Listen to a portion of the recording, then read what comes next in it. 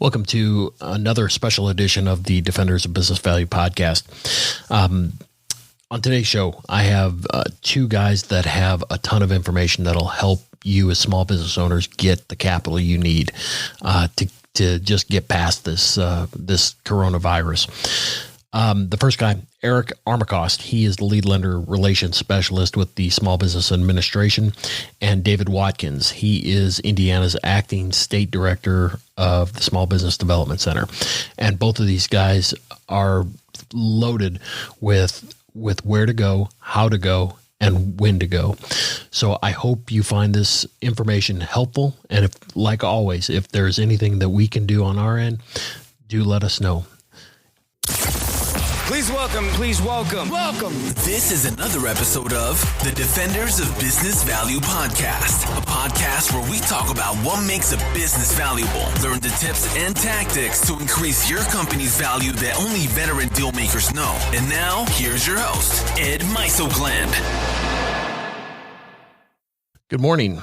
This is Ed Meisogland, managing partner of Indiana Business Advisors, where we help small and mid-size business buyers and sellers. Today, there's probably no greater time in probably most of our lives where we need the Small Business Administration to come alongside small business to help them through this crisis, this coronavirus mess that we find ourselves in. So today we have Eric Armacost. He is the lead lender relations specialist of the Small Business Administration, and David Watkins is the acting state director of the Indiana Small Business Development Center. So those guys are going to come on, and we're going to talk through what's available for small businesses to help them survive. And then once they get through that, how do they take those next steps? So a couple housekeeping items. This is being recorded in two places. One, we will make the entire webinar presentation available. And number two, it's being recorded for our podcast, Defenders of Business Value, and it too will be pushed out later today. So Eric, why don't you go first and give a brief introduction of you and how you're going to help us get out of this? Well, good morning, Ed. Thank you very much for having me on this morning, and thanks everybody for dialing in this morning. If I could have the next slide, please. So, as Ed mentioned, my name is Eric Armacost, and I'm the lead lender relations specialist for the United States Small Business Administration here in the Indiana District Office. The Small Business Administration, or SBA, is a cabinet-level agency of the U.S. federal government. So up until about a week and a half ago, I and my team spent about 90% of our time working with commercial bankers and business bankers to help them use SBA's core loan programs, the SBA 7A and 504 programs, to help them use those programs to make loans available or make capital available where otherwise it would not be for small businesses in the state of Indiana. So like you, we're also learning about SBA's disaster response. We spent the last week and a half ramping up to the greatest extent possible. I'm here today to talk with you about the resources that are currently available. And I know that everybody has a lot of questions about proposed legislation that's underway right now. And I understand that the CARES Act, or the Coronavirus Aid, Relief, and Economic Security Act, has passed the Senate. But to be clear, that's passed the Senate. It still has to get past the House of Representatives and be approved by the President. And none of that's happened yet. So that's all still in the works. And I have some questions, just like you do, about what's actually going to come down. I can't really speculate on those things that are not in force currently or not available currently, but I'll be definitely discussing what options are available and what resources are available right now. Next slide, please. So right now, as a small business owner in the state of Indiana, you can apply for the Economic Injury Disaster Loan. That's a direct loan from the United States Small Business Administration. There are some eligibility factors that come into that, but I will say that a lot of those criteria have been relaxed. If you've not already applied for the Economic Injury Disaster Loan, or their shorthand, or the term of art used as EIDL loan, if you've not already applied for an EIDL loan, I strongly encourage you to do so as a small business owner, even if you're not 100% sure that you're going to need capital now. We don't know when this crisis is going to be resolved, and the application process is going to take some time. as you might imagine, there are a number of folks that are interested in getting support. And what shape that takes, what form that takes, and the timing of that are still very much in question. I would encourage you to go ahead and start this application process. You can always decline to accept the funds later down the road if you have a better option that becomes available, or you discover that you don't need to take out a loan for your business down the road. Next slide, please. Okay, so the economic injury disaster loan is a loan. So there is a credit history aspect of this. I can't tell you exactly what the credit criteria that the Office of Disaster Assistance is examining when they're offering these loans, but I can tell you that the credit approval level is lower than conventional lending standards. There does have to be, however, the reasonable expectation of repayment of the loan. And as a borrower, you'll have to meet certain eligibility criteria. Now, unlike our core loan programs, in this case, it does include some larger businesses, and it does include a number of nonprofits. So, again, if you have an organization and you're not sure that you're eligible, the eligibility or correction, the application process is not incredibly difficult. If there's a question about your eligibility, I would encourage you to apply. It won't take you that long to apply, and at least you'll be in the queue to be considered for funding it down the road. Next slide, please. So how much can you borrow under the EIDL loan, the Economic Injury Disaster Loan? The maximum approval amount is up to $2 million. So really not everybody's going to qualify for that. There has to be, again, the reasonable expectation of repayment for this loan program, but the maximum approvable amount under this one program is $2 million. Interest rates for for-profit concerns is 3.75, and for nonprofit organizations, it's 2.75. And these loans can be approved for up to 30 years. So it's a 30-year term at a relatively low interest rate. For the most part, those payments are very reasonable. And in fact, the terms are typically set based on your historical ability to repay loans and will be considered on a transaction-by-transaction basis.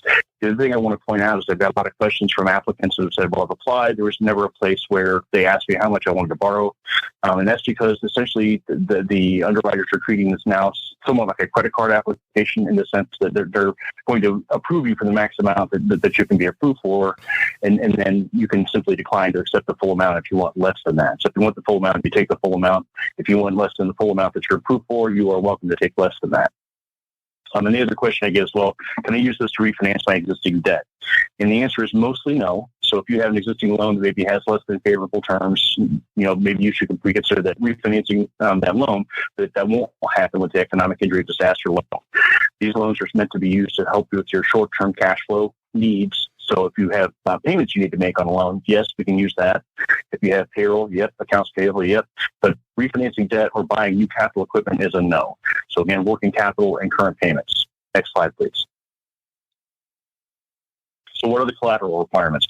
So a couple of things I'm going to go into on this. Number one, essentially for any loan over $25,000, the SBA is going to seek whatever collateral is available until the loan is fully secured.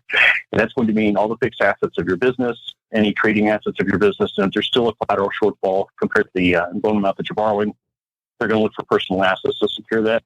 Typically, that is a first, second, 12th lien on your personal real estate.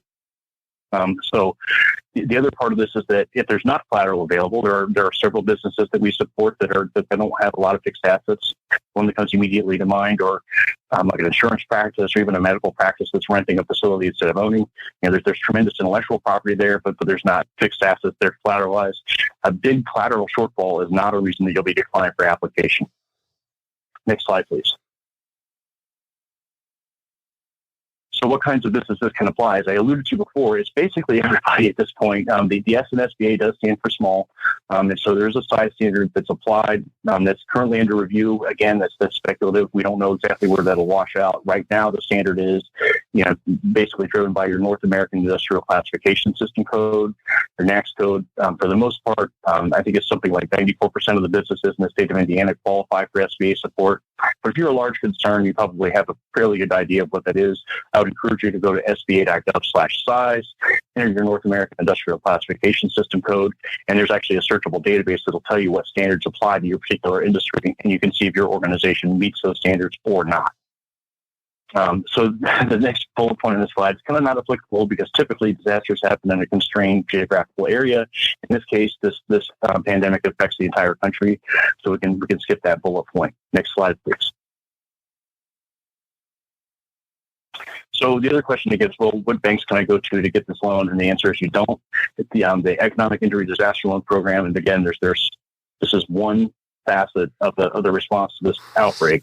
But this specific program is a direct loan directly from the SBA. To apply, you simply use your favorite web browser and go to disasterloan.sba.gov.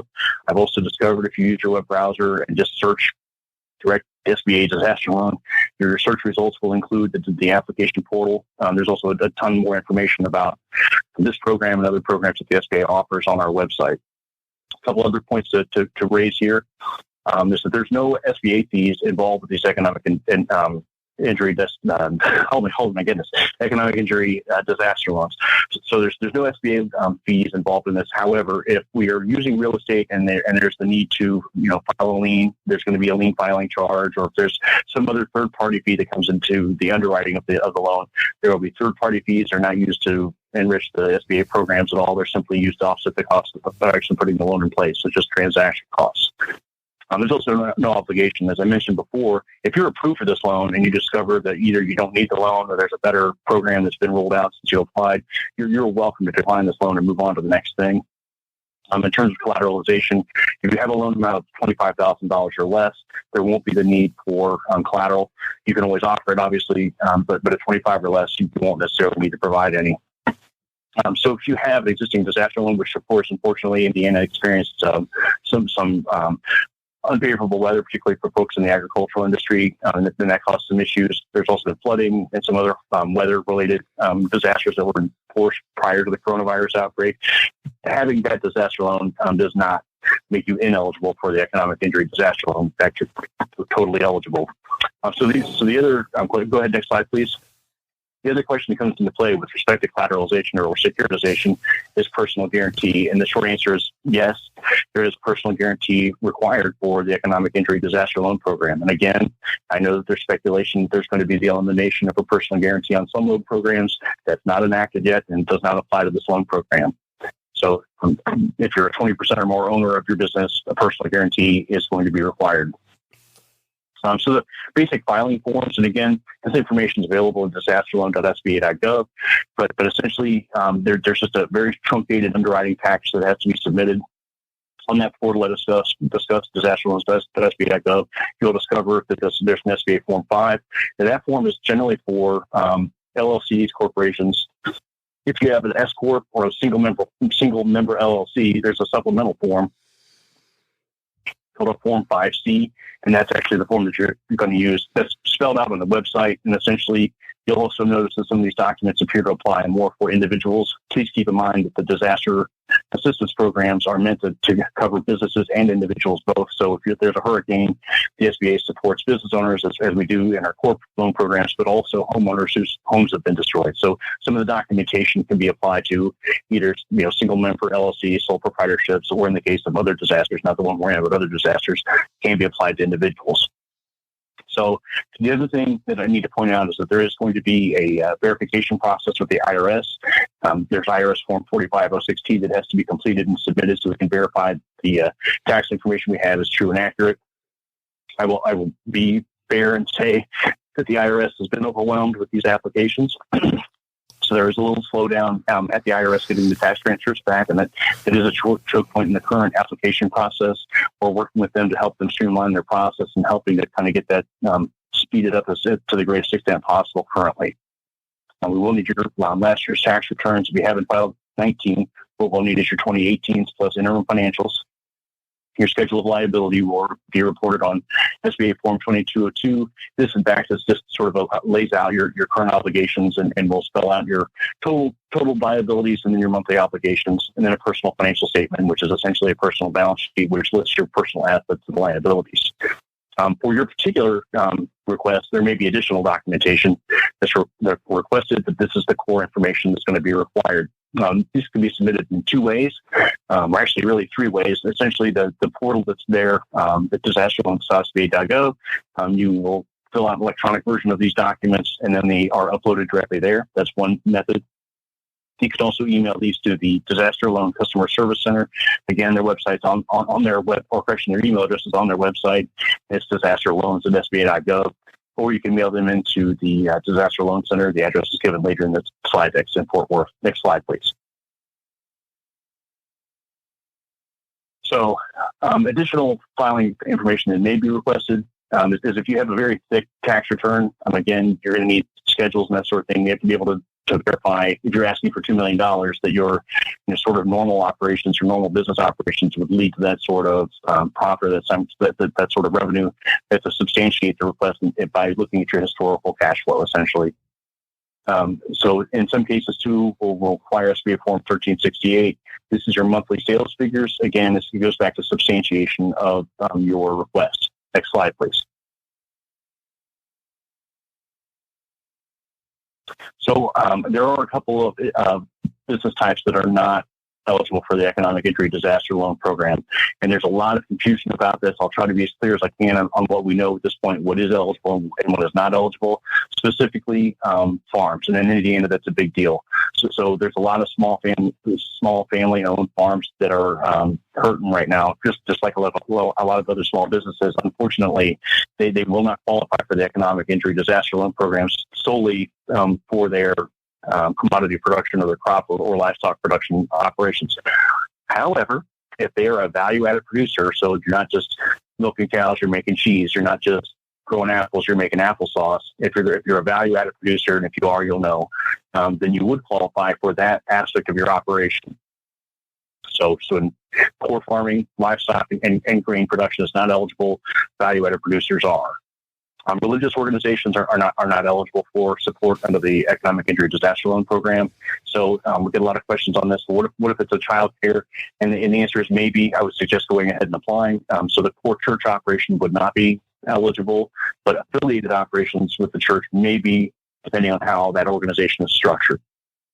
The same is true for some charitable organizations, although just kind of briefly, I would say most charitable organizations can qualify if they're 501c3s. We've seen more questions on charitable organizations that are structured as 501c6s. Also, no gambling concerns, as you might imagine. Casinos and racetracks are also out. So, and this kind of goes without saying, but anybody that's involved in any kind of illegal activity won't be supported. So in Indiana, it's not such a big deal, but in states where recreational or medicinal marijuana is legal in the state, it's still not legal federally. Those businesses are not eligible for support through this program. Next slide, please.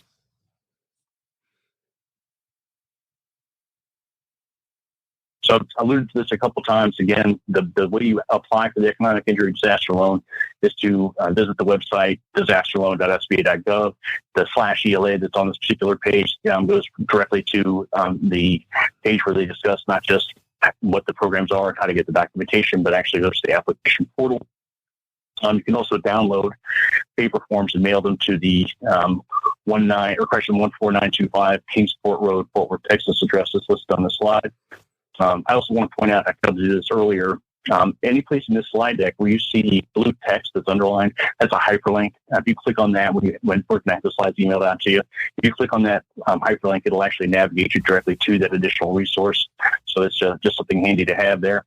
In addition, I've tried to answer a lot of the questions that I can, and I'll continue to answer questions as we go live in the Q&A section. I can assure you I'm not going to know the answer to every question. So there is a customer service center that focuses solely on the Economic Injury Disaster Loan Program. So if you've got a question about your specific application or where your application is in the process, that sort of thing, I can't help you with that.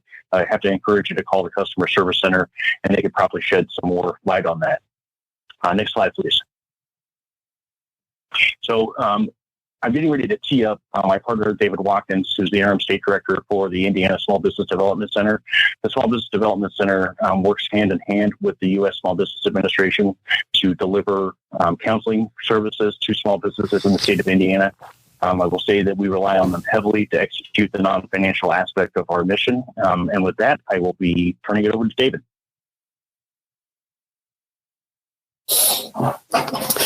Thanks, Eric. Appreciate it, and happy to chat with everybody very briefly here about the Indiana Small Business Development Center. As Eric mentioned, the Indiana Small Business Development Center, or what we call the SBDC, is actually a nationwide program. There are 64 SBDCs across the country. And it is a partnership between the SBA at the federal level and the state of Indiana through the Indiana Economic Development Corporation to focus explicitly on small business economic development activities. We primarily do that through technical assistance programs. We've been in existence since 1984 here in Indiana. And most of the time, when we're not in the middle of a pandemic, our services revolve around things like business planning and even valuation and exporting assistance. Here in Indiana, we have 10 regional offices, which you can see on the slide. Each of these regional offices covers the counties that make up their region. Each one is hosted by a higher ed institution. So, for example, in Fort Wayne, our office is hosted by Purdue Fort Wayne. In Indianapolis, in the central region, our office is hosted by Butler University. And across the state, except in Evansville, where we're hosted by the Southwest Regional Chamber. Each of these offices employs a team of what we call business advisors. And those business advisors are typically former business owners, entrepreneurs themselves, experts in a given area, who help both entrepreneurs and small businesses across the state. And as Eric mentioned, small business is basically Indiana business. So the exact number, last I saw it from the SBA actually, was 99.4% of the businesses in the state of Indiana are small by SBA's definition. So when Eric is talking about small businesses being the having the economic injury disaster loan available to small businesses, that's what he means, 99.4% of the businesses in the state of Indiana. So as I said, normally we are focused, the Indiana SBDC is focused on helping people start their business, grow their business. We're doing business plan development, helping manufacturers grow by identifying new markets and customers, running market research reports. We work a lot with our lenders and with the SBA office here to help with financial packaging and lender support, and then also exporting and importing. You can go to the next slide. So in a disaster situation, as Eric mentioned, normally disaster declarations involve natural disasters, things like tornadoes, hurricanes. In Indiana's case, we actually have a couple active disaster zones for flooding. And people that have been able to get access to assistance because of the flooding. And the SBDC, as a virtue of our relationship and our partnership with the SBA at the federal level, we are called on to help in those disaster declarations, help small businesses kind of doing what we normally do, but with a specific focus on disaster planning, business resiliency, helping them access things like the economic injury disaster loan, other funding sources as we can identify them. And then at the end of the day, really helping them pivot their restaurant or their business or adapt their manufacturing line to less workers or understand what their responsibilities are for allowing leave or what resources are available outside of federal funding options. And so as for COVID-19 explicitly, in this current pandemic, we have rolled out a number of different things to help the businesses, small businesses of Indiana. The first, and again, like Eric said, these are hyperlinks, so when you get the slide deck, you can click on these. The first is our isbdc.org page, Indiana COVID-19 Small Business. This page, we've been trying to be very, very discerning. There are a lot of resource pages out there right now.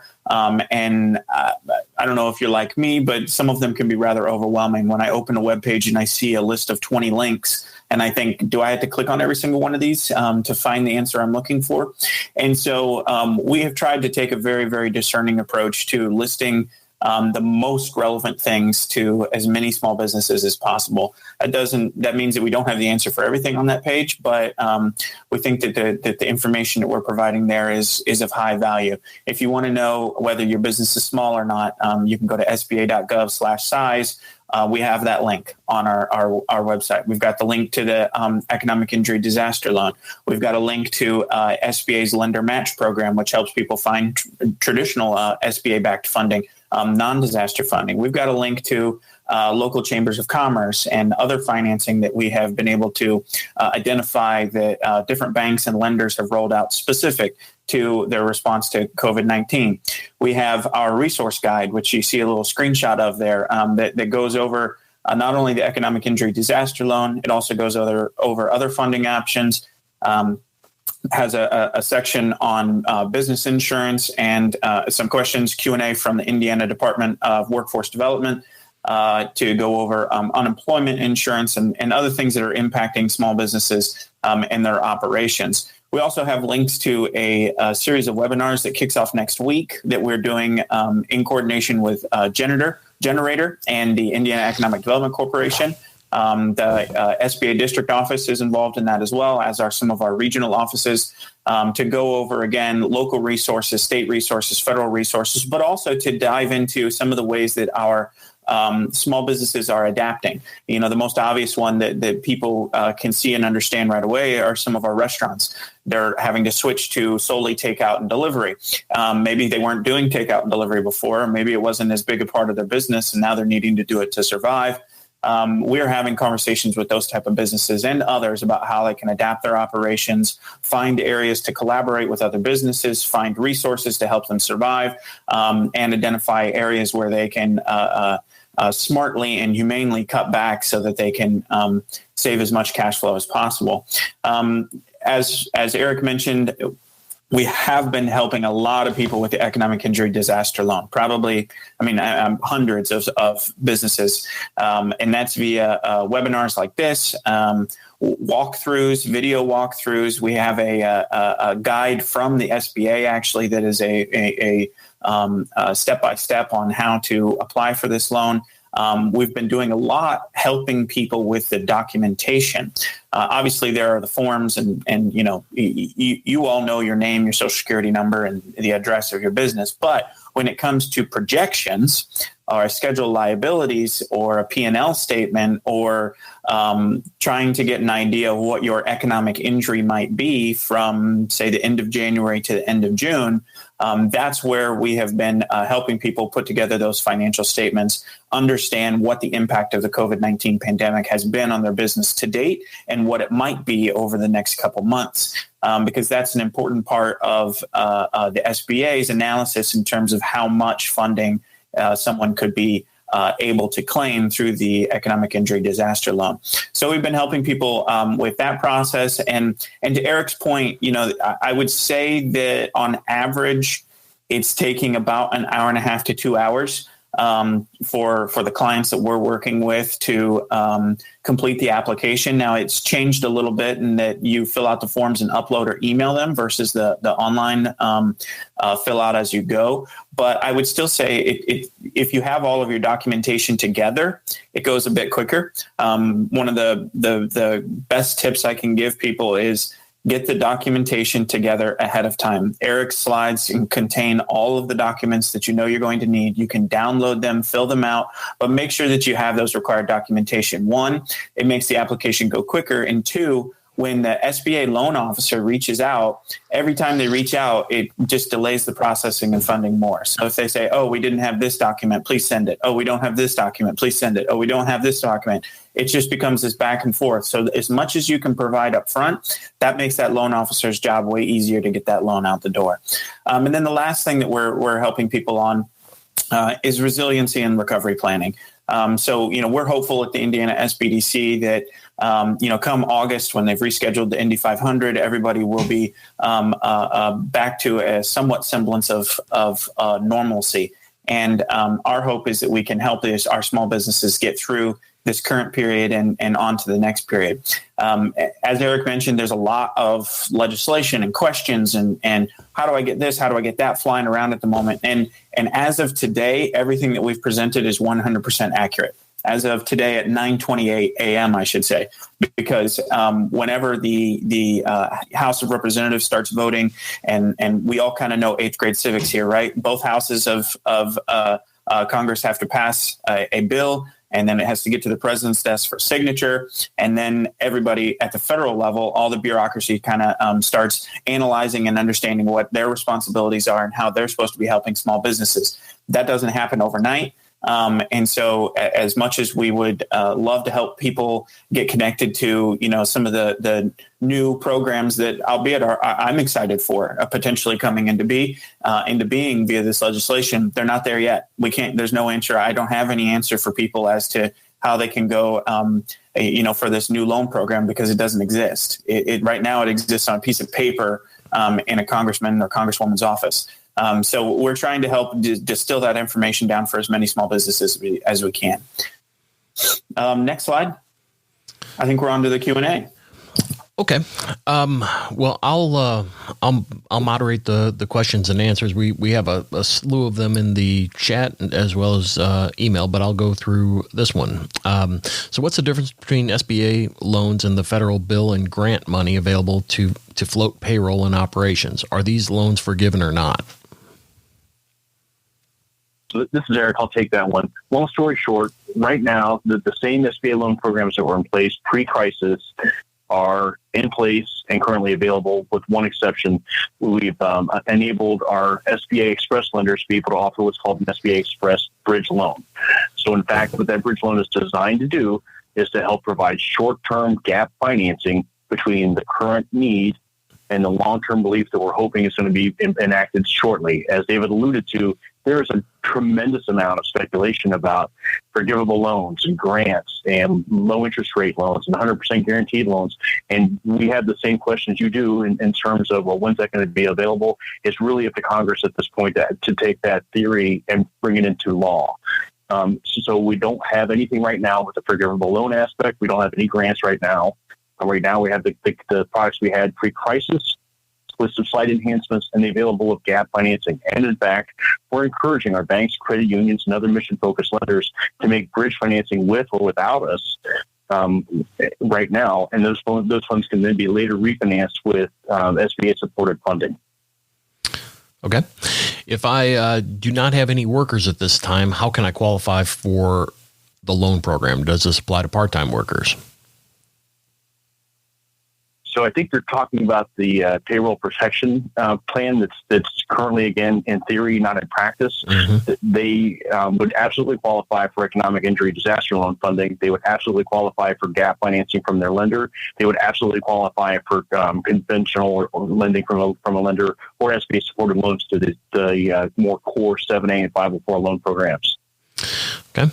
What I think you touched on the process for the 7A loans, or just the loans. Can you give a brief overview on the process for the 7A loans under the proposed economic stimulus bill?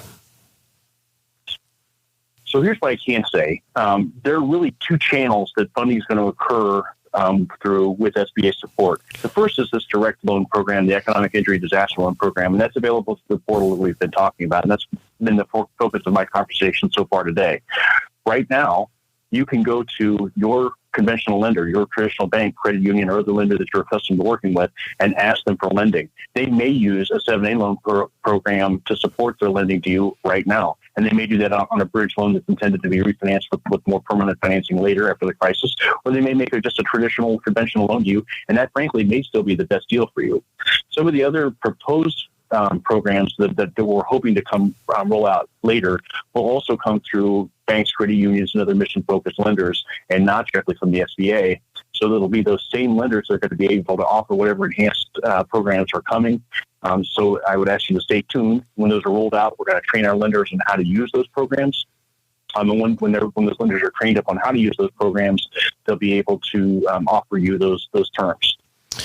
And if I might just amplify what Eric said there, talk to your lender, your current lender. Doesn't matter whether it's just a current line you have, a credit line, or some type of financing vehicle, or even just a checking banking account, right? I mean, your current lender, if they participate in one of these programs like the 7A, which existed before all of this COVID-19 pandemic, they'll know So talk to your current lender, because that's the first place to start. And if the lender doesn't participate in SBA programs, well, I'm sure they can reach out to Eric to figure out how they can participate.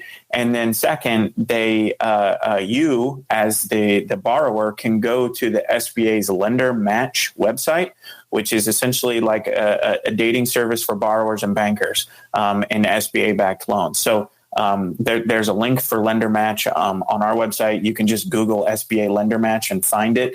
But regardless of whether it's available now, as of today, at this moment, or whether it's available at some time in the future based on some economic stimulus bill, the starting point on this kind of stuff is your current lender. The starting point for your economic injury disaster loan, that would be the SBA. They lend that money directly.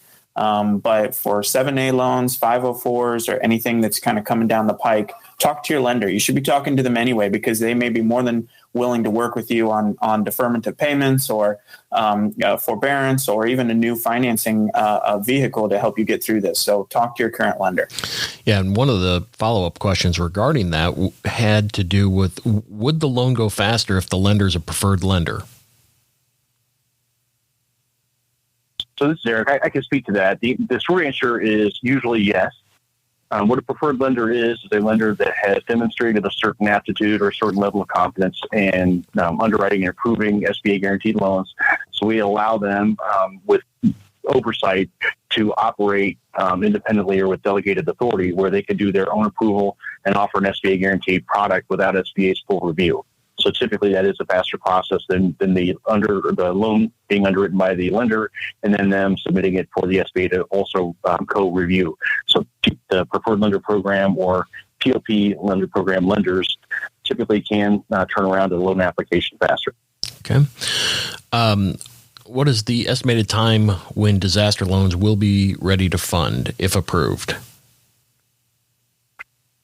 So, again, this is Eric. With respect solely to the Economic Injury Disaster Loan Program, the disaster loans that are available right now that you can apply for right now, the historical turnaround time has been between 21 and 30 days. Now, as of yesterday at about 10:30 p.m., the Office of Disaster Assistance is reaffirming that is their expected turnaround time between application and disbursement of funds. So that's really the best estimate I can give you on that at this point. Okay. So are regular payments to contractors for maintenance and repairs of actively managed real estate businesses eligible for this loan forgiveness under the proposed legislation? So under the proposed legislation that's yet to be determined, under the Economic Injury Disaster Loan Program, the answer would be if it's a real estate investment, yes. If it's property development, probably not. So if it's new development, those are typically not eligible. But if it's existing real estate that is, like apartments or other non-owner-occupied real estate that the landlord is managing, that landlord can apply for assistance to the Economic Injury Disaster Loan Program and be supported in making regular payments to their ongoing accounts payable. Okay. Should I be getting an SBA loan and also a grant from FSSA or just one?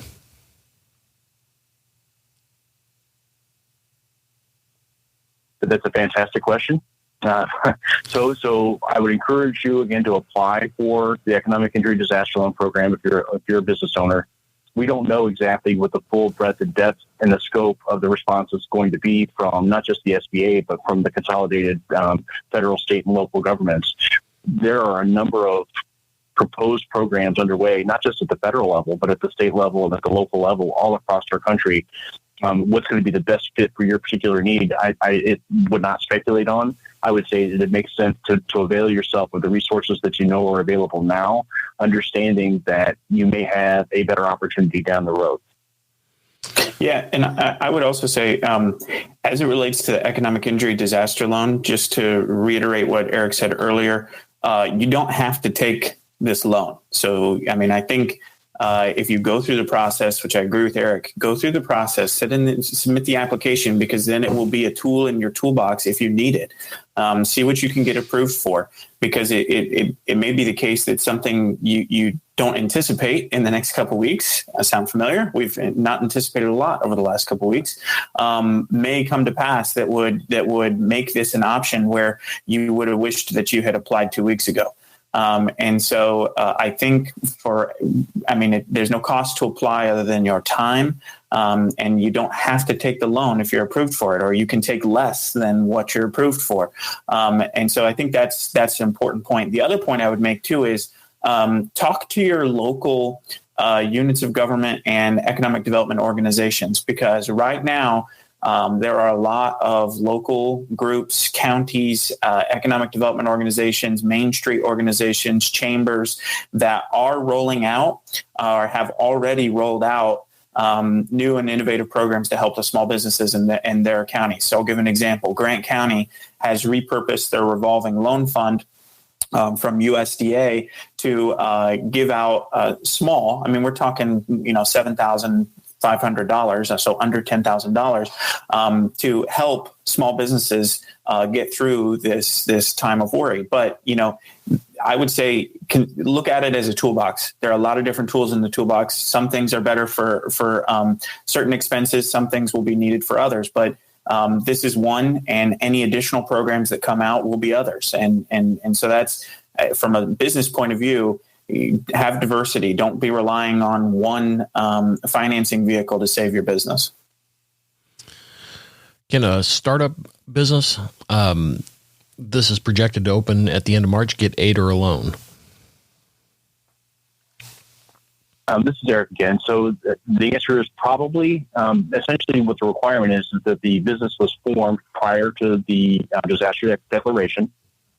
And have some fixed expenses. So in other words, if it's conceptual and you filed and created the business, but you've had no fixed expenses, no AP, no commitments essentially for ongoing expenses, that's going to be a little tougher to get approved for. But you form the business and have signed a lease and have agreed to hire people or agreed to buy products that you either have taken delivery of and haven't paid for yet, or haven't even taken delivery of yet but committed to buying, then the answer is probably yes. Okay. What funding that's not a loan is available if we need to shut down temporarily? This is David. I can take a first stab at that. Really, the only thing that's available at the moment that's not a loan would be a local program. And some of those are grant programs. Most of them are also loan programs. So as it relates to your business, now, obviously, if you shut down temporarily and you have workers who need assistance, then we have certainly state unemployment. You would work with the Indiana Department of Workforce Development, and they've been doing a lot to try and, normally in Indiana, we've got a 1 week waiting period before somebody can claim unemployment. We're working or have already waived that requirement so that people can file for unemployment as soon as possible. But at the moment, the only funding programs that I'm aware of that are not a loan would be something at the local level. And we've got 92 counties in the state of Indiana. So it would be best to go talk to your county chamber or economic development organization. I don't know if outside of that, we're talking crowdfunding or, like Facebook is supposedly giving away several $1 million, in grants. You can try applying for one of those. And I saw GoFundMe also has a micro loan or micro grant available. Yes, I've seen that one as well. And if you're in Indianapolis, for example, I know that the LISC Indy, which is a local organization focused on kind of community development, they've partnered with a online, I don't want to call it a crowdfunding, but it's essentially like a quasi crowdfunding lender. But it's Kiva, Kiva, and that's through LISC Indy if you're located in the central Indiana area. Nice. All right. What is there to help manage payroll during this time? I think you covered it a little bit. Anything else you want to add regarding payroll, either of you? So this is Eric. And I would say, again, just to kind of streamline stuff, I think to David's point, it makes sense to check your local resources. There may be something available in your area that I'm not familiar with. Absent that, I would turn to your lender of choice and ask them to help you provide or help them, ask them to help you provide some short-term working capital so that you can continue to make payroll with the understanding that that short-term funding is going to likely be paid off with some more permanent solution after the full response is formed and implemented on the part of the government. All right. What are my options if I employ less than 50 people? I think you covered that also, but same answer? Yes, sir. All right. Next slide, if there is. All right. Other questions. So from email. So what is used to determine the monthly average payroll? What past period is used to determine the monthly average payroll?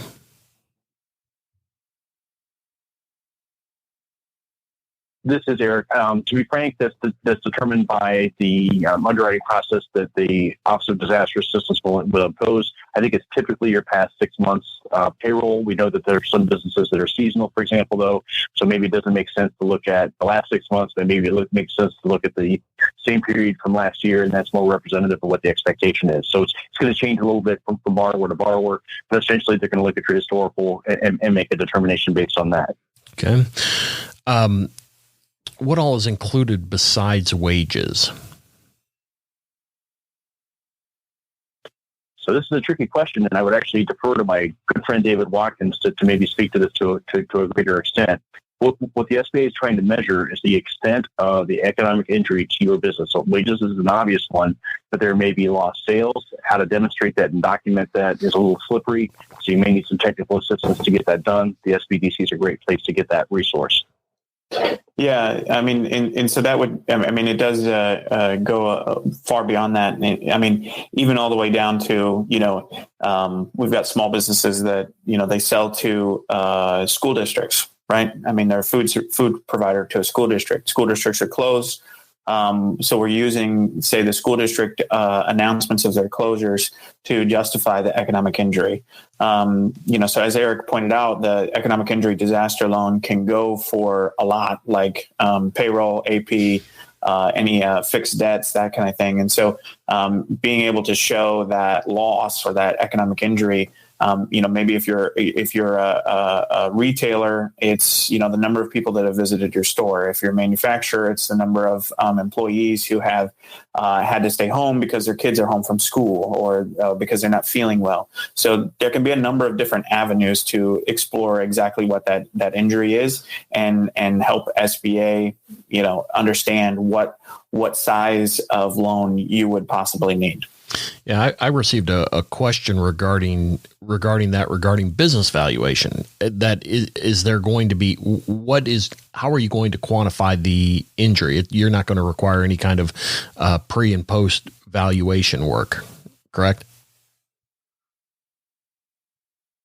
Typically not, Ed. I mean, okay. In terms of business valuation, we're not necessarily looking at the total enterprise value for the purposes of disaster assistance. We're really looking at the economic injury based on lost sales or lost revenue or other sort of fixed expenses in the absence of revenue that a business might experience, not so much the overall enterprise value. Yeah.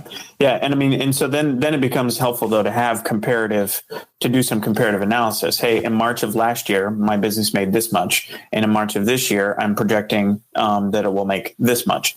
Or in April, I had 12 events booked at my event venue, and now I have 0.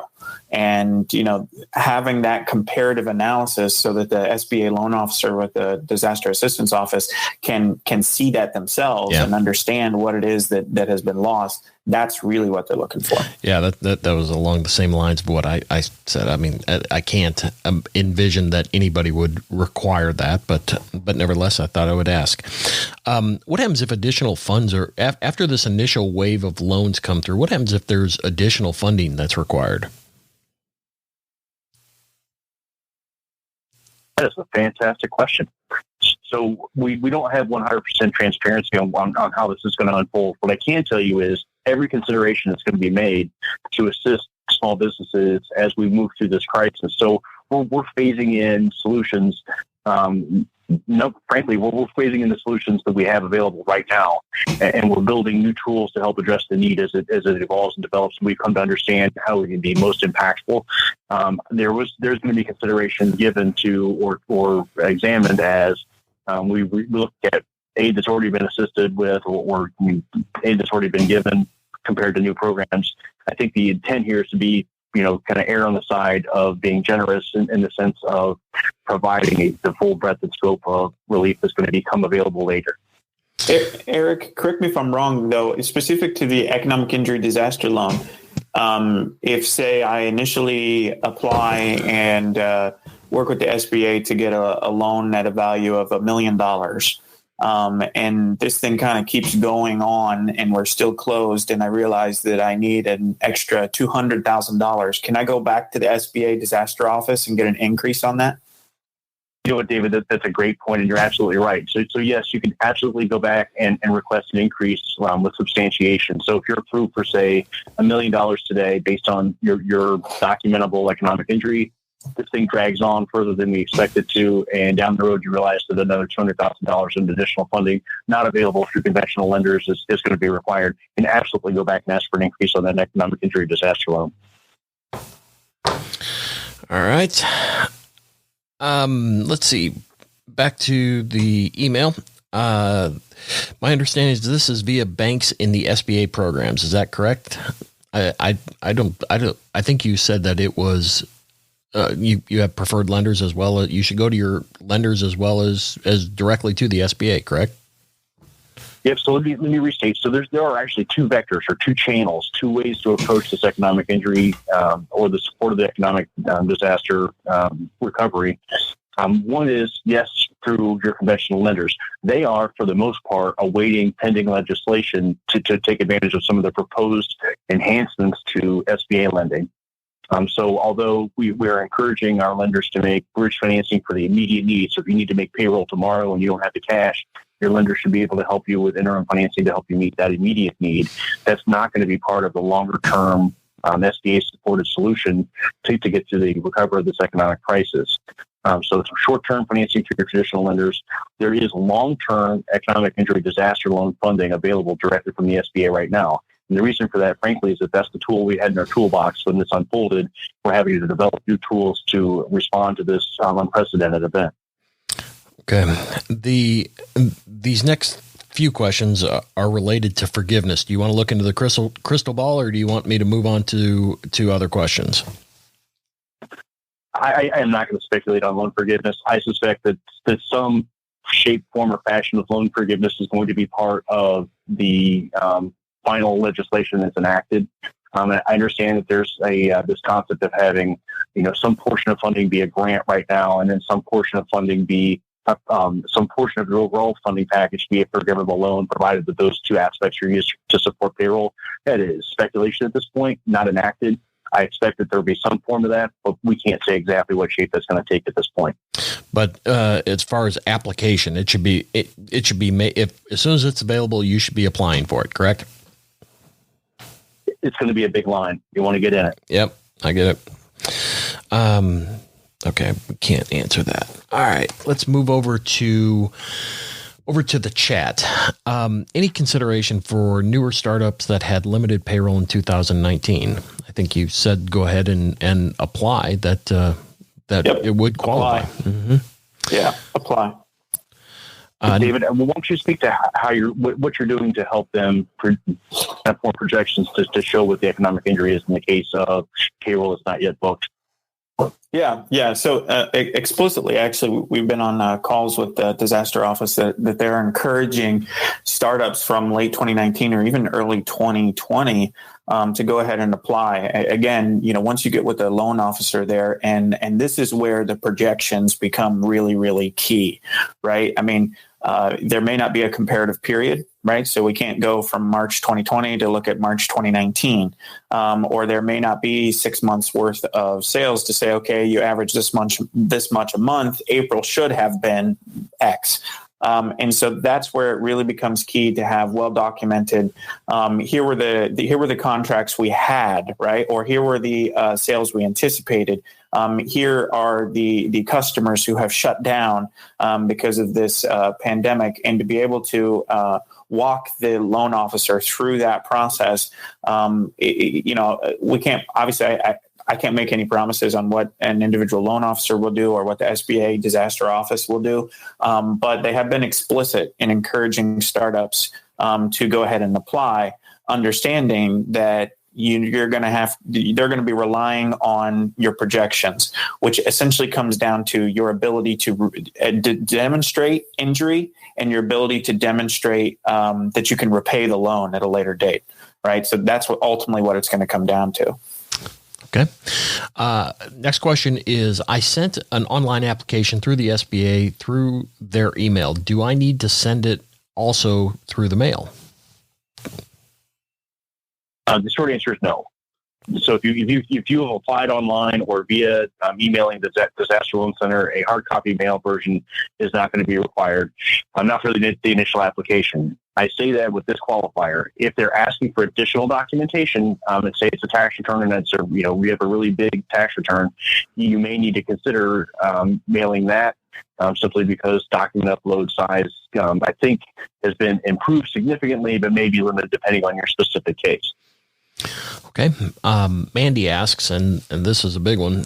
We have 17 applications started and are extremely close to being completed. We are unable to log back into our account. Do we need to start over and paper apply, or will we be able to log back into our account? So, listen, I'm going to be perfectly frank. I don't know the answer to that question. I am aware that essentially the original web application portal, frankly, became overwhelmed with the amount of volume that it was experiencing. And we realized, by we, I mean organizationally, realized we didn't have sufficient resources and a process that would accommodate the volume of applications that we have. We are told that they're going to be able to relaunch the original portal and should be able to re-access those applications at some point in the future. That's not today. And then when that's going to be, I can't tell you. If I were in that position, and I know this is not the answer anybody wants to hear, but if I were in that position and I was concerned about getting myself into this line to get funding, I would go back to the new portal and do the fillable PDFs and upload those to the new portal. Again, there's no cost. There's some duplication of effort, and I recognize that. But I think given the option of waiting to see what solution our IT folks come up with or reapplying, I would personally reapply under the new process. And while you start that, I would also say go ahead and call the Disaster Assistance Office phone number that Eric has in his slides. Again, long wait time, but if you're sitting there going through some of these application materials, again, go ahead and just hop on the phone. We have had clients get through and actually talk to a person at that office, and and given the situation, an understandably reasonable amount of time. Okay. These next two, Lindsay and Vic. So this is regarding the slide deck and Eric talking too fast and Lindsay not being able to hear Eric. So again, we will make this slide deck available. The webinar in its entirety is being recorded in two separate places. So the video, everything that you're hearing is going to be the webinar in its entirety will be uploaded and available. As well, it will be the audio will be on our podcast, Defenders of Business Value. So if you missed anything, don't sweat it. We'll do that, as well as we probably can get this transcribed for you if you need it. All right, next question. Do I apply locally in my city? The address to send the application is in Texas. Is that correct, even though I live in Indiana?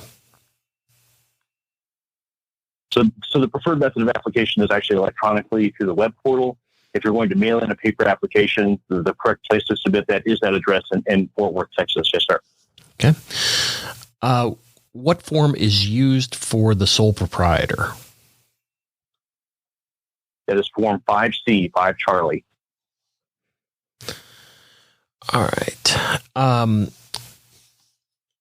Let's see. Next question is, can you address how the loan amounts will be determined? In very general terms, they're going to look at your historical cash flow and make a determination based on that. Okay, next question. Kevin, yes, the slide deck will be available as well as video and audio. All right. Next question. Are you going to go through title insurers to file a lien on the on hotels? How long will that take? So that's a thorny question. The reality is, at this point, I believe that the Office of Disaster Assistance is actually sending the title work directly to the applicant and requiring that they file on their own. I know that's complicated given that many county governments are currently suspended or working remotely. That can complicate the issue. I can tell you that they're making full accommodation in terms of the timing of those filings. So as long as you're operating in good faith and making good faith efforts to file all the security agreements that you agree to as part of your loan acceptance, you're going to be in A-OK shape. Okay. Same hotel. If a hotel has a CMBS loan, I'm unfamiliar with that one, which precludes additional liens, does that disqualify all hotels with CMBS loans? So commercial mortgage-backed security loans are a little tricky. Typically, those actually can bring into consideration the notion of affiliation. Sometimes those are considered to be direct investments on the part of the issuer of the CMBS. So I would encourage you to apply, and the determination is going to be made on a case-by-case basis. Can't make a blanket statement about that. All right. Eric made it sound like the SBA assesses how much a business gets for the EIDL. David seems to imply that the business can provide input. Can you provide some clarification? Yes, the SBA is going to determine your loan amount based on your input. Essentially, we're going to look at your historical cash flow plus any projections, and we're going to offer you a loan amount based on what your historical cash flow plus any projections would reflect. It's based on what you submit. So it's both. Okay, you guys might have to fill in the pieces for this. The next question is, do you have to be in operation for a year per Form P019?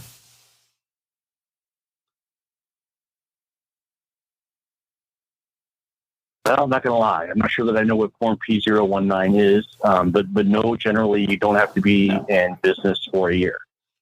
Yeah. Okay. Let's see. Helen, yes, we're going to be sending audio and video. Will the loans be dispersed in full or treated like a line of credit or a construction loan? So this is Eric. Generally speaking, funding happens in either one or two phases. So up to $500,000, the Office of Disaster Assistance is doing sort of a truncated or a streamlined underwriting process up to that credit limit. So if your loan is that size or lower, that's going to be your full disbursement, and essentially it's going to happen in one disbursement.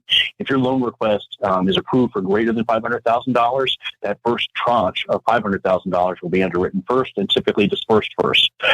Any amount over that is going to have a more thorough underwriting and will be dispersed in a second disbursement later. So $500,000 or less, typically one disbursement.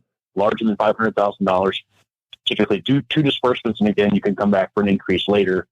But the more direct question with regard to line of credit is no. It'll be a term loan, not a revolving line of credit. Okay. The next question is $50 billion the amount approved for the EIDL now before any new bills pass? If so, isn't it likely going to run out before all are covered? Yes, that's the amount that's approved now. It's likely, well, it's not just likely, it's highly likely we're going to have additional funding to support the EIDL. It is conceivable that funding would run out on the current allocation or appropriation, but I suspect that everybody's got an eye on keeping levels at a sustainable point. All right. Thank you. Next question is, under the new Paycheck Protection Program, you are precluded from this new program if you receive funds from the disaster loan for payroll purpose. What happens if a taxpayer receives funds from the Paycheck Protection Program and wants to later file for the disaster loan? Is there a period of time that must elapse before you are eligible for the other program? It's not yet been determined. Okay. Assuming a owner receives financial relief for payroll, how does he or she receive income that would normally come in the form of distributions, or would the owner be in the payroll subsidy? So typically disbursements, or routine disbursements anyway, are taken into consideration when examining the extent of the economic injury. So similar to looking at the average payroll, they're going to look at the average disbursements and take that into consideration when underwriting the loan and determining the loan size. Okay. I'm a CPA and I want to help clients prepare their applications, but I don't want to charge them or have them pay if they don't qualify. But I know there is no contingency provision. Can costs for preparing financials, tax returns, et cetera, be separated under the cost to just fill out the application, so I could not charge for those services if they can't afford it?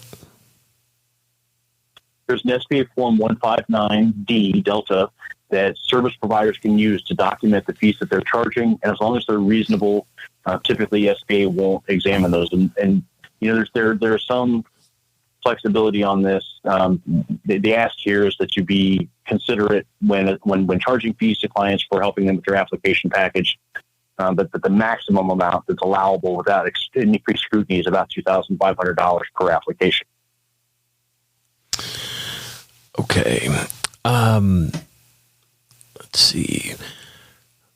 All right. On the disaster relief loan question, they're asking for what lost rents. We lease space, and that's not what they're asking for. We see no place they want to know what obligations for monthly lease payments we owe. That's absolutely part of the lease, or the liability schedule. Lease payments are absolutely part of that. Schedule liabilities form. Eric's got the number in the slide deck. Got it. All right. I own 2 small taverns. They make tips. How will I know the appropriate wage to give employees? Such as, are we only allowed to give them minimum wage, or will it be based on on what they normally make with tips?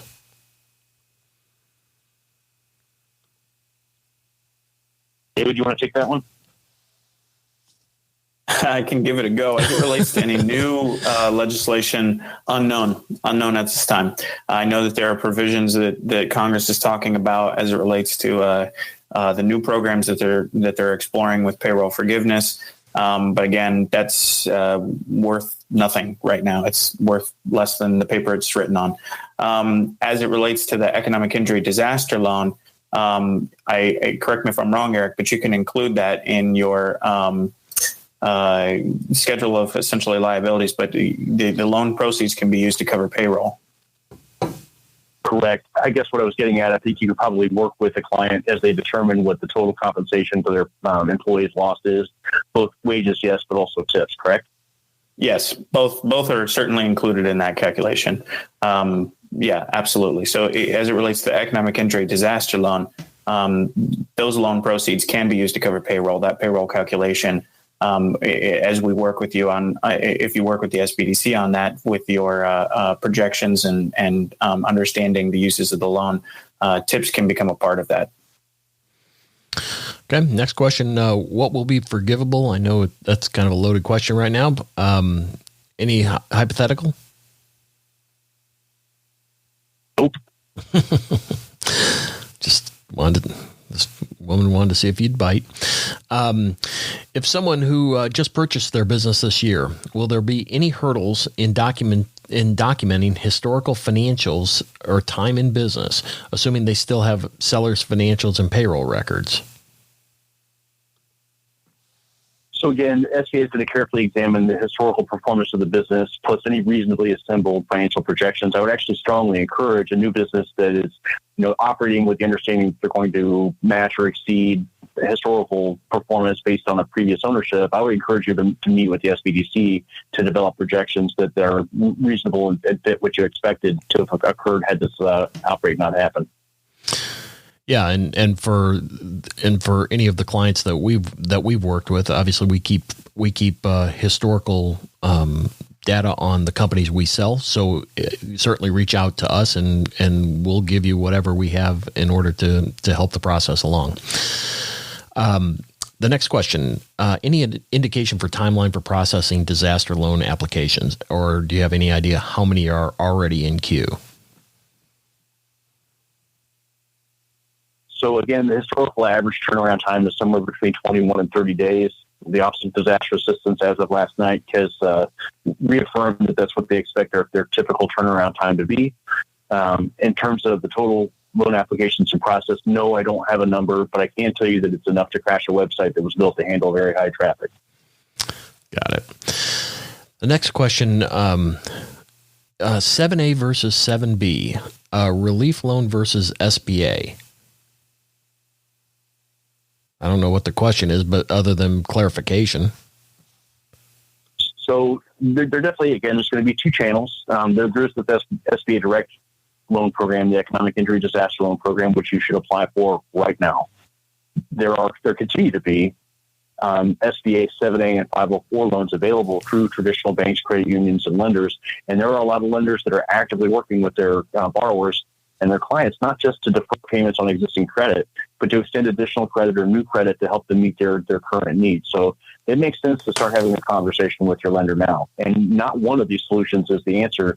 There's going to be a multi-phase, multi-pronged solution to this economic injury, and we're all going to have to kind of contribute to this where we can and to the greatest extent that we can. Okay. If you were in the process, should you use that number on your current application or on the disaster relief application? So again, those are two different channels. If you had a conventional 7A or 504 loan application in process pre-crisis, that application is still in process. And again, you should communicate with your lender to see kind of where you are on that. If you've also applied for an economic injury disaster loan directly from the SBA, that's going to be a completely different pool of capital and a completely different application and process. So again, those two are not interchangeable. Okay. Some clarification on the couple questions back. I read online that the CARES Act is not the same as the 7B SBA EIDL loan program that is already available online on the SBA website. What is the difference if I go through the bank or both? So to reiterate, there's going to be two different solutions available. Or actually, if I'm calm, there's going to be more than two different solutions available. What's in place now is the SBA Direct Economic Injury Disaster Loan Program. That's the 7B program that the writer or caller is referring to. That is absolutely available right now. You should apply. The 7A program is a core SBA loan support program that was in place pre-crisis. It's being considered for enhancement under the CARES Act now. So that'll still probably be called the 7A loan program, but it will be enhanced to meet some of the criteria that's being proposed in the CARES Act. We don't know exactly what shape it's going to take, but whatever shape that takes is definitely going to be delivered through our conventional banks, credit unions, and other mission-focused lenders. So two completely different channels, one direct from SBA with the economic injury disaster loan, and then there's the 7A program, and actually there's other programs out there as well that'll come from banks, credit unions, and mission-focused lenders. My recommendation would be exactly like Eric's, which is apply for the economic injury disaster loan now, because that's what's available. And then also start the conversation with your lender about what other options are out there or could be out there, say next week or the week after that. Start having those conversations now and working with your existing lender or finding one that does SBA backed loans would probably be the best way to prepare for two reasons. One, the 7A program already exists. The 504 program already exists. If you don't have an SBA lender, you can go find one that already operates in those programs pre-crisis, as Eric mentioned. And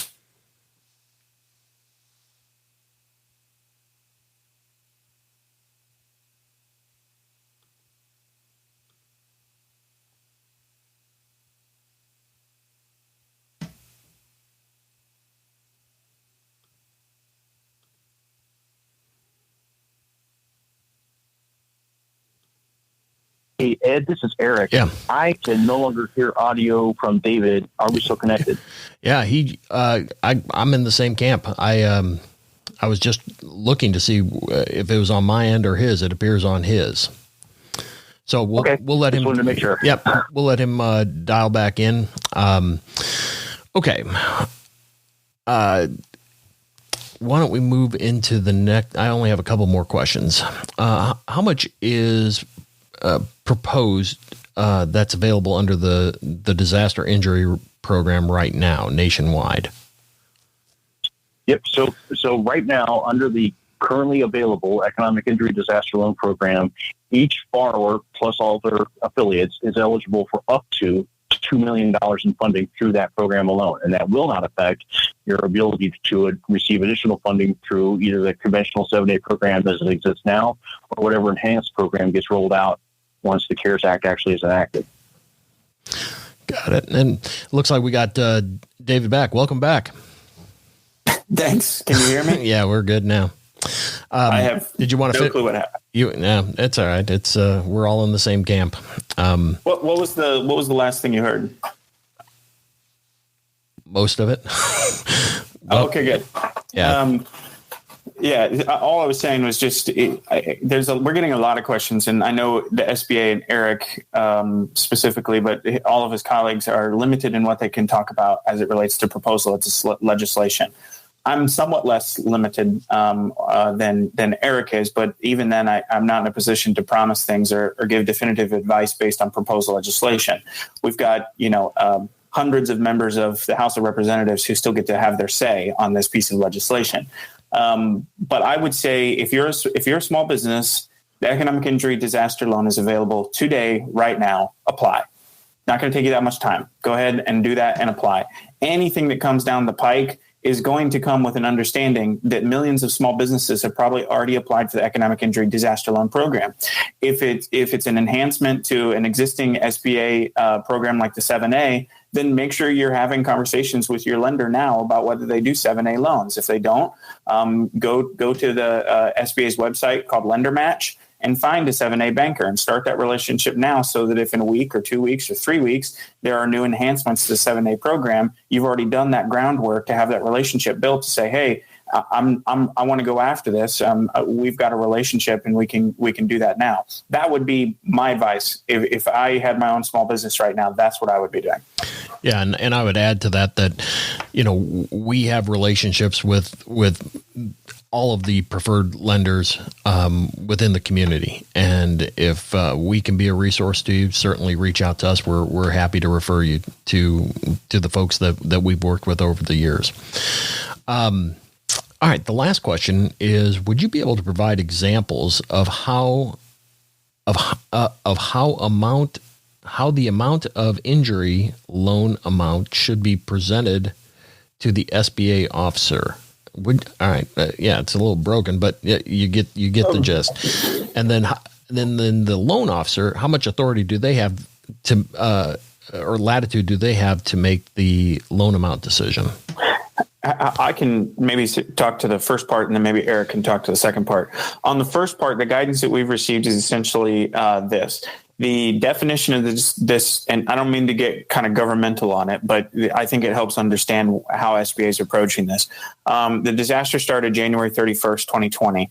The end date of this disaster is, quote unquote, ongoing. That's highly unusual. Normally, we talk about a tornado. The tornado came through at this time on this day, and it went out on this time on this day, and the economic injury lasted XYZ. It's set, right? This is ongoing. So the guidance that we've received, the latest guidance I had from the SBA Disaster Office, is essentially February actuals, March actuals, or close to March actuals. I mean, we're March 27th. You should have a pretty good idea of where you're going to fall for March. And then April, May, and June projected, and then documentation to support that. So if you're saying, hey, last April we did, I'll use a hotel perhaps would be easiest. Last April we had this much in terms of occupancy. In April, we project this month because, and then show the documentation. Gatherings of this number of people have been canceled. This number of weddings have been canceled. Here's the emails. Our local state government gave a shelter-in-place order. These are not essential business. Have that documentation ready to go with your projections to justify why you're saying, hey, in April, May, and June, we're not going to make any money, or whatever that projection is. And maybe Eric can talk about the authority of the loan officer.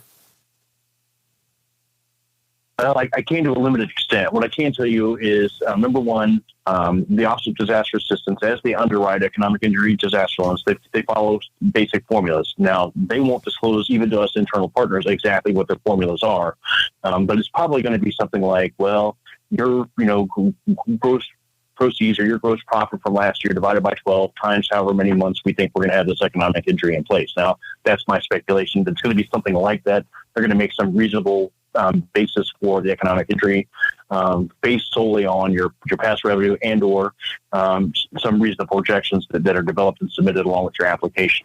So exactly what formula they're going to use, I don't know. It's going to definitely be based on history plus any projections. They're going to have to kind of justify anything that varies too much from whatever formula that they're authorized to use. They're going to have some authority to flex on that, provided that the borrower has the ability to demonstrate that, hey, you approved me for X amount, but I have this documentation that shows that really it should be X plus, and the reason that I'm having the plus is because of these reasons. And it might be because my business is seasonal and I'm coming into the busy season, or that my particular industry is more hard hit than some other industries. But they will have some justification to deviate from whatever formula they're following. Okay. Two more questions after the two more questions I just said. From email, where do we go on the SBA site to learn the status of our application?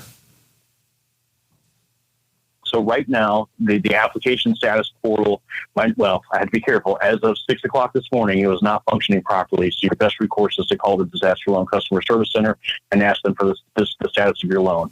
I recognize that there's a long queue to talk to a human being at the Disaster Loan Customer Service Center, but here locally, we don't have access to the application queue.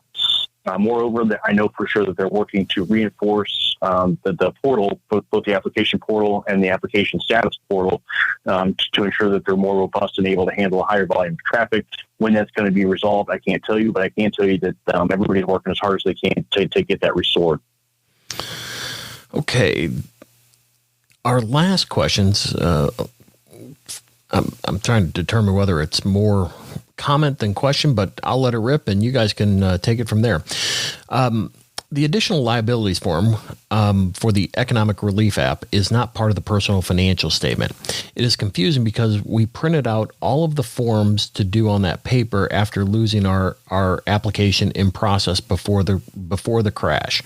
That number is what I was wondering if we should use on our paper application. Second, there is no place to show the business income on the personal financial statement. So should that lease debt be on that liability sheet to be added? Thank you. So it sounds like a pretty application-specific question. Yeah. So the short answer is no, your business income should be reported as part of your business income. Your PFS is personal financial statements should be listed there. Your list of liabilities should be definitely on your schedule of liabilities. If you have an application number from your previously electronically submitted application, you can provide it. Great. If you can't, I wouldn't sweat that. Get your application in. Ultimately, their system is going to catch the employee identification number and social security numbers associated with both applications, and should be able to reconcile those internally. Obviously, it makes it faster and easier if they have the application number to refer to. But I wouldn't sweat that too much. In terms of the application documentation, here's what I would say: try to keep the business aspect of it separate from your personal aspect. So PFS is personal, and then anything else goes in a different form. I can also tell you, it's a human being that's going to review this. So if you don't know exactly where to put something, don't sweat it. You're going to have a conversation with the loan officer. You may have to explain exactly what you're trying to get at. Fill it out to the greatest extent or the greatest possibility you can, and then get it submitted. I think that's maybe the more important part. We can hash out the details when the loan officer calls you. Okay. David, you got anything you want to add? Sounds good to me. All right. I don't have any, I'm just checking the email as well as the chat. It appears that all of our questions have been answered. Do either of you two have any final thoughts before we let you get back to doing what you do? I just go ahead, David.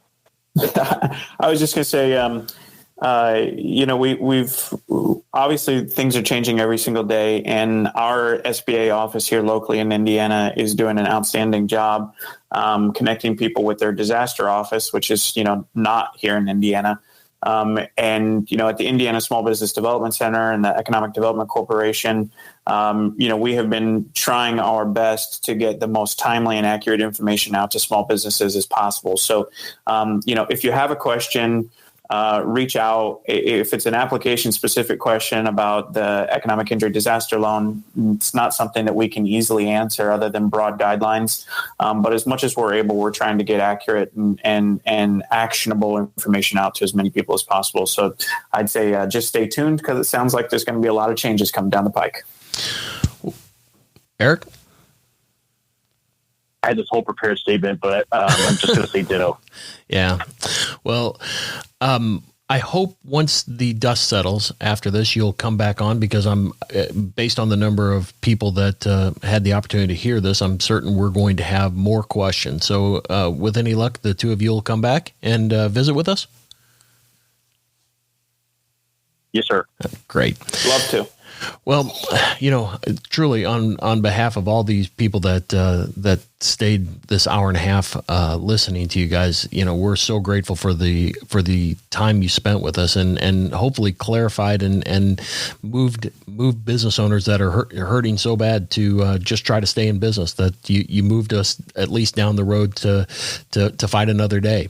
So thank you all for being with us. As I mentioned, the webinar is recorded and will be available on our website, and Sheil, meaning Chelsea, our marketing director, will send that out to everyone that was in attendance, as well as everyone in our database. It will also be posted onto our Defenders of Business Value podcast. So that concludes this webinar. If you have any questions for any of us, the slide deck also will be available. You see the emails and contact information for all three of us. Certainly don't hesitate to reach out, and we'll get you to the right place. Thanks so much, and have a great day. This was another episode of the Defenders of Business Value podcast. For more episodes packed with strategies to increase the value of your business, visit defendersofbusinessvalue.com for show notes, transcripts, and free tools to start you on your journey. Subscribe now so you don't miss any future episodes.